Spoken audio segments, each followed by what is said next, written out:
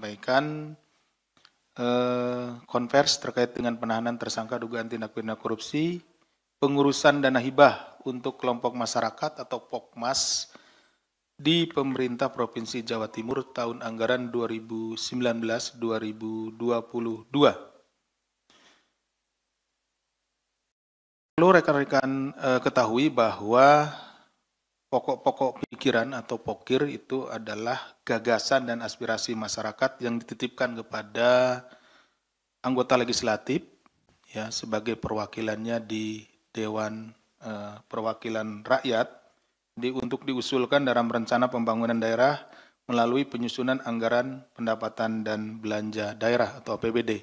Jadi masing-masing anggota dewan dari daerah pemilihannya atau dari dapilnya kemudian menyerap aspirasi ya dari masyarakat berupa pokok-pokok pikiran itu, misalnya apa saja yang kurang ya di daerah tersebut atau yang perlu dibangun di daerah pemilihan tersebut, kemudian itu selagi masa reses dikumpulkan, kemudian nanti akan dibawa ke persidangan dan nanti akan menjadi pokok-pokok pikiran.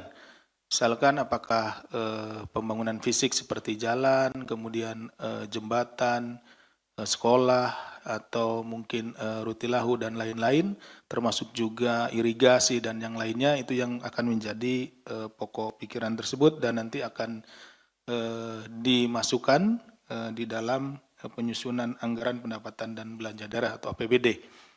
Sehingga pokir disusun bukan hanya merupakan aspirasi atau pihak kelompok tertentu, namun berdasarkan kebutuhan real. Jadi pada saat reses tersebut, nah ini realnya ya, anggota dewan itu ke daerah pemilihannya, kemudian ada aspirasi atau menyerap aspirasi dari masyarakat. Dalam perkara ini terungkap bahwa selain menyusun aspirasi tidak berbasis pada kebutuhan real masyarakat, anggaran yang disiapkan untuk program pokir juga justru dikutip oleh oknum-oknum tertentu. Jadi pada kenyataannya, ya walaupun ada masa reses, ini khusus untuk perkara yang kami tangani ya, yang kami peroleh informasi bahwa yang seharusnya pokok pokiran itu berdasarkan dari masyarakat atau bottom up ya. Di masyarakat, daerah pemilihannya pada masa reses dilihat, dikunjungi apa yang kurang ya seperti itu, tetapi pada kenyataannya untuk yang kami temui di penanganan perkara ini tidak demikian gitu. Jadi anggota DPR yang ini, oknum anggota DPR di sini itu hanya berdasarkan kepada orang-orang atau kelompok-kelompok yang memang mengajukan gitu ya. Mengajukan kurang apa, perlu apa, demikian, dan juga nanti dijelaskan lebih jauh, justru karena memang dana pokir ini setiap tahun ada, maka mereka, para kelompok-kelompok ini sudah mengijon duluan gitu ya. Saya sebagai ketua kelompok nanti memberikan uang, sebagian uang supaya nanti dapat dana pokir tersebut gitu. Walaupun mungkin nanti di daerahnya tersebut itu tidak dibutuhkan, tidak diperlukan hal itu gitu, seperti itu. Jadi seharusnya ini programnya sangat bagus, program yang bottom up, di mana para anggota legislatif ini turun ke daerah pada saat reses, bertemu dengan masyarakat, bertemu dengan konstituennya, menanyakan apa kebutuhannya, keperluan ya, seperti itu, dan kemudian dicatat dan itu nanti akan dibawa di persidangan. Tetapi ternyata ini lain, justru disimpangkan ya, karena memang ini anggaran ini setiap tahun ada, ya sudah tersedia, jadi kemudian ya setiap orang atau setiap kelompok ini berlomba-lomba untuk mendapatkan itu. Hasil kualitas program yang dilaksanakan menjadi tidak optimal. Demikian halnya jika program tersebut dibentuk pembangunan proyek fisik, maka kualitas dan spesifikasinya tidak sesuai dengan standar. Kenapa tidak sesuai dengan standar? Nanti bisa dilihat, akan kami ceritakan berapa sebetulnya dari nilai anggaran yang seharusnya itu yang digunakan. Selebihnya kemana? Nanti akan dijelaskan. KPK akan menyampaikan perkembangan penyidikan dugaan tindak pidana korupsi terkait pemberian hadiah atau janji dan penerimaan hadiah atau janji terkait pengurusan dana hibah untuk kelompok masyarakat Pokmas dari APBD Pemerintah Provinsi Jawa Timur tahun anggaran 2019-2022. Perkara ini merupakan pengembangan dari kegiatan tangkap tangan pada Desember 2022 terhadap saudara STS selaku Wakil Ketua DPRD Provinsi Jawa Timur pada periode 2019-2024 yang lalu. Ya, jadi ini sekitar bulan Desember tahun 2022 ada kegiatan tangkap tangan di sana terkait juga dengan suap pada waktu itu ya. Tadi di awal sudah saya jelaskan bahwa ada kelompok-kelompok masyarakat ini ya kemudian memberikan sesuatu kepada anggota oknum anggota DPR, ada anggota DPRD ya Jawa Timur untuk mendapatkan dana pokir tersebut. Nah, kemudian dilakukan tangkap tangan pada saat itu dan ini adalah pengembangannya. Pertanyaannya, kenapa lama Pak? Kan pasti begitu kan pertanyaannya. Ini karena sebaran pokir ini hampir seluruh wilayah Jawa Timur. Jadi kami harus benar-benar satu-satu melakukan pengecekan terhadap penerima-penerima dana pokok pikiran ini, dana hibah pokir ini. Kemudian itu juga harus dicek penggunaannya, ya. Seberapa besar atau persentase penggunaannya. Misalkan digunakan untuk pembangunan jalan. Yang digunakan untuk pembangunan jalan itu berapa juta dari nilai yang sebenarnya, seperti itu. Setelah dilakukan serangkaian kegiatan penyelidikan dan penyidikan, maka berdasarkan kecukupan alat bukti, KPK kemudian menetapkan 21 orang tersangka sebagai berikut. Dari 21 orang, 4 orang sebagai tersangka pihak penerima, yaitu Kus, selaku Ketua DPRD Jatim pada periode tersebut, AS, Wakil Ketua DPRD Jatim pada periode tersebut, tadi 2019-2024 ya, AI, Wakil Ketua DPRD Jatim, dan BGS, selaku staf AS dari anggota DPRD Jatim atau pihak swasta. Kemudian ada 17 orang pemberinya, MHD, anggota DPR RI Provinsi Jawa Timur 2019-2024, FA, selaku Wakil Ketua dan anggota DPRD Kabupaten Sampang periode 2019-2024, JJ, Ketua dan anggota DPRD Kabupaten Probolinggo periode 2019-2024, AH, AA, dan AM selaku pihak swasta dari Kabupaten Sampang, MM selaku pihak swasta di Kabupaten Probolinggo yang saat ini menjabat anggota DPRD Provinsi Jawa Timur, AR dan WK selaku pihak swasta dari Tulungagung, SUK selaku mantan kepala desa dari Kabupaten Tulungagung, RWR dan MS selaku pihak swasta dari Kabupaten Bangkalan, MF dan AY selaku swasta dari pihak Kabupaten Pasuruan, AJ selaku pihak swasta dari Kabupaten Sumeneb, HAS selaku pihak swasta dari Kabupaten Gresik yang sekarang menjadi anggota DPRD Provinsi Jawa Timur periode 2024-2029, JPP selaku pihak swasta dari Kabupaten Blitar. Kemudian pada hari ini, Kamis 2 Oktober 2025, KPK melakukan penahanan terhadap 4 tersangka dari pihak pemberi kepada saudara Kus. Ya. Jadi ini nanti ada tadi disebutkan kan ada 4 penerima di sini ya. Ada Kus, AS, AI, BGS. Jadi masing-masing dari 4 penerima ini nanti ada pemberinya masing-masing gitu ya. Pemberinya tidak satu. Jadi pemberinya ada yang 4, ada yang 5 gitu ya. Seluruh tadi pemberinya ada 17 orang. Yang di penerimanya ada 4 orang. Nah, yang saat ini ditahan adalah pemberi untuk tersangka penerima saudara Kus ya. Dari 4 orang tersebut yaitu HAS anggota DPRD Jatim periode 2004-2009 atau pihak swasta dari Kabupaten Gresik, JPP selaku pihak swasta dari Kabupaten Blitar, SUK selaku mantan kepala desa dari Kabupaten Tulungagung, dan WK selaku pihak swasta dari Tulungagung.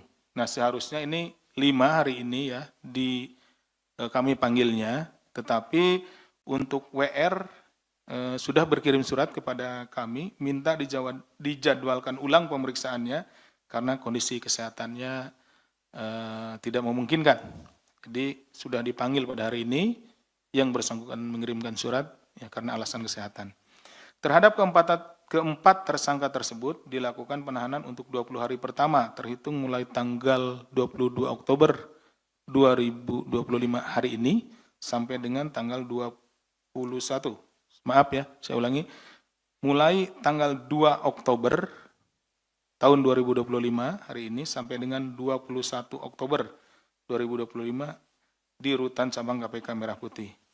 Adapun konstruksi perkaranya, nah ini konstruksi perkaranya, terdapat dugaan pertemuan antara pimpinan DPRD Jatim bersama-sama praksi untuk menentukan jatah hibah pokir tahun 2019-2022 bagi setiap anggota DPRD Jawa Timur.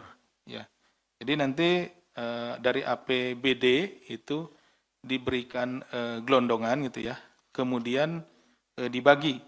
Ini pertemuan antara pimpinan dan juga praksi yang sana dibagi berapa untuk anggota, kemudian berapa untuk ketua praksi dan lain-lain dan perangkat di dewan. Itu beda-beda.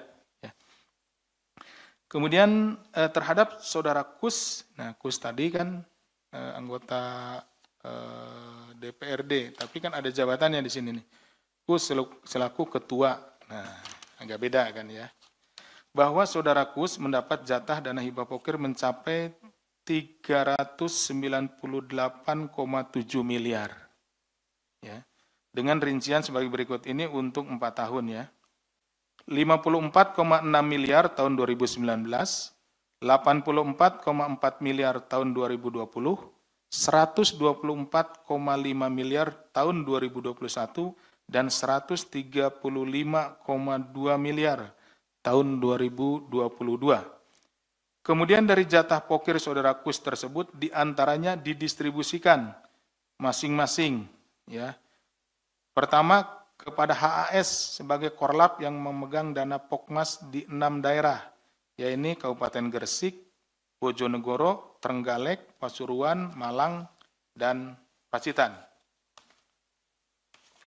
Kemudian yang kedua ke saudara JPP sebagai korlap yang melakukan pengkondisian dana Pokmas di 3 daerah, yaitu di Blitar, Kota Blitar, dan Tulungagung. Ya. Sedangkan saudara SUK bersama saudara WK dan saudara AR sebagai korlap bertugas mengelola dana Pokmas di Kabupaten Tulungagung. Selanjutnya masing-masing koordinator lapangan atau korlap membuat proposal permohonan dana hibah dengan menentukan jenis pekerjaannya sendiri, membuat rencana anggaran biaya RAB sendiri, dan laporan pertanggungjawaban LPJ sendiri. Nah, di sini kesalahannya. Seharusnya tadi seperti dijelaskan saya di awal bahwa dana pokir ini untuk pekerjaannya ya atau kegiatannya itu harusnya berdasarkan informasi dari lapangan atau bersifat bottom up. Jadi anggota dewan pada masa resesnya berkunjung ke dapilnya masing-masing dan beraudiensi dengan masyarakat atau konstituennya, ini menanyakan atau mencari informasi apa saja bangunan fisik atau yang diperlukan ya, bangunan fisik yang diperlukan atau hal-hal lain yang perlu ada peningkatan kualitasnya ataupun peningkatan pembangunannya. Misalkan jalan, kemudian juga irigasi, bangunan sekolah, atau bangunan yang lainnya. Tetapi pada kenyataannya, karena memang dana pokir atau dana hibah pokir ada setiap tahun, dan sudah berjalan di beberapa tahun gitu ya. Nah yang terjadi adalah ketua-ketua koordinator ini, korlap ini kemudian dia menyusun sendiri. Jadi misalkan untuk tahun 2026, sudah disusun di tahun sebelumnya, untuk misalkan di kecamatan A, kabupatennya B misalkan seperti itu, disusun kebutuhannya jalan sekian kilometer misalkan.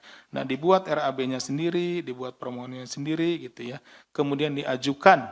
Nah nanti pengajuan itu dikumpulkan dan kemudian ke anggota dewan yang dari dapil tersebut diajukan. Nah di sini kemudian terjadilah tindak pidananya kenapa? Karena kemudian untuk mendapatkan proyek tersebut, mendapatkan ya atau proposalnya tersebut disetujui, nah para korlap ini pada akhirnya memberikan sejumlah uang. Jadi istilahnya diijon dulu nih. Sudah tahu bahwa akan ada program seperti itu, tetapi tidak pernah bisa ditentukan kepada siapa nanti program itu akan diberikan. Ya akhirnya mereka melakukan ijon, memberikan sejumlah uang kepada oknum anggota dewan, sehingga di situ terjadilah proses penyuapan. Kemudian setelah uangnya diberikan ya, kemudian dilaksanakan pembangunannya dan LPJ-nya juga dibuat sendiri atau laporan pertanggungjawabannya. Dari anggaran pokir tersebut terjadi kesepakatan pembagian fee. Sebetulnya antara KUS dan Korlap dengan rincian sebagai berikut. Saudara KUS mendapat sekitar 15-20%. Jadi, nah untuk satu program itu biasanya oknum anggota DPR ini mendapat bagian antara 15-20. Jadi mereka juga sudah tahu ketika misalkan untuk tahun 2026, anggaran tahun 2026, mereka atau si Korlap ini akan duluan nih memberikan uang senilai, misalkan kalau biasanya mereka dipecah untuk 200 jutaan ya, programnya di 200 jutaan. Kenapa? Untuk menghindari lelang, ya, untuk menghindari bidding, lelang, jadi dibuat program-program yang nilainya di bawah 200 juta, sehingga mereka sudah mempersiapkan antara 40 jutaan gitu ya, kurang lebih sampai 30-40 juta untuk satu program, kira-kira seperti itu, 20%-nya ya, dari 200 juta. Korlap mendapatkan sekitar 5-10%, pengurus Pokmas mendapatkan 2,5%, admin pembuatan proposal dan PJ mendapatkan 2,5%. Sehingga dana pokir yang betul-betul digunakan untuk program masyarakat hanya sekitar 55-70%. Jadi kalau dibagi-bagi ya diambil tadi 20% untuk oknum anggota dewan, kemudian 10% untuk Korlap. Nah ini kan udah 30% gitu ya. Kemudian untuk Pokmas dan lain-lainnya 10%. Nah yang diterapkan itu hanya sekitar 55% gitu. Bayangkan, dari anggaran yang 100% kemudian hanya 55%. Itu pun kemudian belum diambil keuntungannya oleh yang pelaksana. Nah pelaksana misalkan ngambil 10% atau 15%. Jadi yang nanti diterapkan hanya sekitar 40%-an dari nilai anggarannya. Tentu saja ini sangat berpengaruh terhadap kualitas bangunan yang ada atau kualitas pekerjaan. Jalan mudah rusak, bangunan mudah roboh, dan lain-lain. Seperti itu imbasnya. Bahwa selanjutnya dana hibah yang telah disetujui dicairkan melalui rekening di Bank Provinsi atas nama kelompok masyarakat atau lembaga yang mengajukan proposal dari pencairan tersebut. Seluruh dananya diambil oleh para korlap. Para korlap kemudian membagi jatah kepada pengurus Pokmas serta admin pembuatan dan LPJ. Sedangkan untuk aspirator atau dalam hal ini adalah oknum anggota DPR diberikan di awal atau sebagai ijon. Nah, seperti tadi saya sampaikan bahwa sebelum dana itu tersebut turun, ya, mereka sudah ijon dulu nih, Pak, untuk tahun depan misalkan kami butuh 10 paket, gitu kan, 10 paket berarti kan kali 40 juta, berarti dia udah nyiapkan 400 juta, gitu. Nanti dia dapat 10 kali 200 juta, berarti 2 miliar, nanti paketnya 2 miliar dia dapat, dia di awal sudah memberikan sekitar 400 juta, seperti itu kira-kira gambarannya. Pada rentang 2019-2022, Saudara Kus telah menerima komitmen fee secara transfer melalui rekening istrinya dan staf pribadinya atau tunai yang berasal dari beberapa korlap mencapai total 32,2 miliar. Ya, ini dari 20%-an tersebut. Dengan rincian sebagai berikut. Dari saudara JPP sejumlah 18,6 miliar atau 20,2% dari total dana hibah yang dikelola sebesar 91,7 miliar. Dari saudara HAS senilai 11,5 miliar atau 30,3%. Bahkan ini ada yang lebih lagi nih. 30,3%. Kenapa ada yang lebih? Tadi terjadi kompetisi ya di antara para korlap ini karena tahu bahwa ada program hibah ini, makanya untuk misalkan tahun depan, tahun 2026, ada yang berani bayar 20%, tapi kemudian ada lagi yang lebih berani bayar 30%. Nah, kebayang makin kecil saja nanti anggaran yang digunakan untuk pembangunannya. Dari total dana hibah yang dikelola sebesar 30 miliar, sedangkan dari saudara SUK bersama saudara WK dan saudara AR sebesar 2,1 miliar atau 21% dari dana hibah yang dikelola sebesar 10 miliar.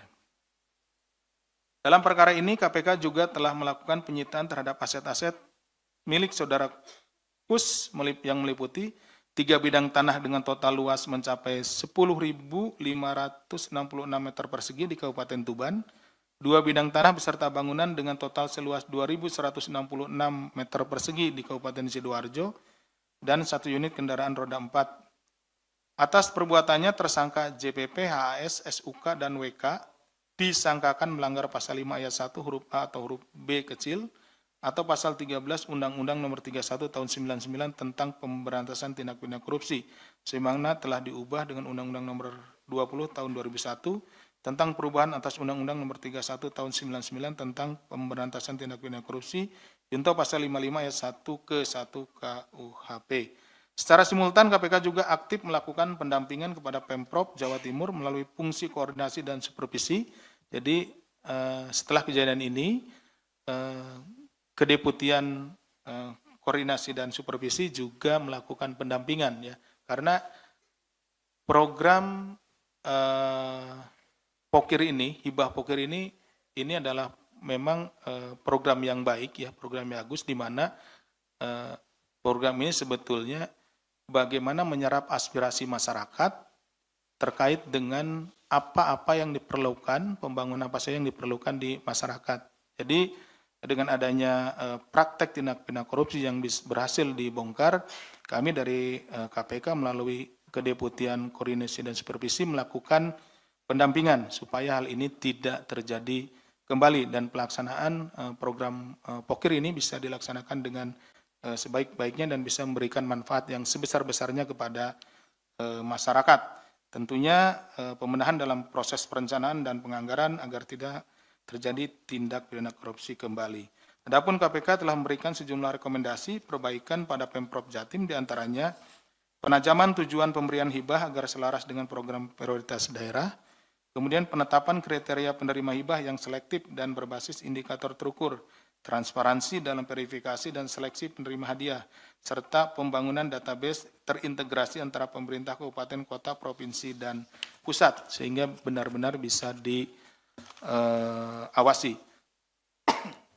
Selanjutnya, penyaluran dana hibah perlu didukung teknologi sehingga digitalisasi sistem informasi hibah yang dapat diakses publik secara real time sangat diperlukan. Jadi masyarakat bisa melihat berapa nilai hibahnya yang diberikan di daerahnya dan digunakan untuk apa saja, sehingga bisa ada masukan atau feedback dari masyarakat kepada pemerintah daerah. Kemudian penguatan mekanisme pengawasan dan pelibatan masyarakat melalui kanal pengaduan publik, dan yang terakhir ada kolaborasi dengan Bank RKUD untuk merancang mekanisme pencairan hibah yang akuntabel. Terakhir, KPK menegaskan atas dana hibah untuk masyarakat ini tidak ada pungutan biaya, sehingga tidak ada mekanisme suap-menyuap dalam prosesnya. Dengan demikian, anggaran hibah ini bisa betul-betul bermanfaat secara optimal untuk masyarakat. Demikian yang bisa kami sampaikan.